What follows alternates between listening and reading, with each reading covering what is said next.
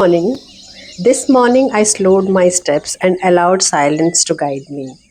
Hanging gently from the fragile branches, I noticed few nests, so carefully crafted, almost like a secret suspended in the air. If you would like to watch live tomorrow, do join me for bird watching session in the same channel at 6:30 a.m. The entire stretch was filled with hanging nests, almost like hanging homes in the air for these tiny birds. And the wilderness is just amazing at its best. A beautiful moment in wildness.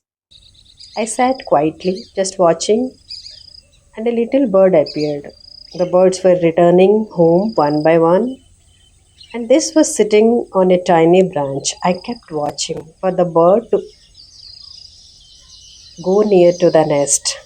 In those few minutes, nothing else mattered, only the stillness, the nest, and the quiet miracle of life unfolding before my eyes.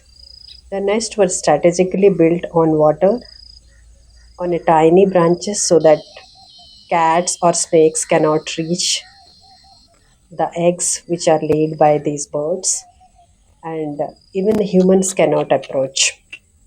And I was just watching for this tiny little bird to enter into its home, and I just kept watching. Can you see a small bird sitting below the nest? Yeah, let me zoom it a bit. The secret door is below. Okay, there is a small bird. See, and I just waited. See, yeah, it entered. The way it entered, so natural, so effortless, felt like a reminder that even the smallest lives hold great wisdom in this world. Every creature has its own wisdom, and nature at its best.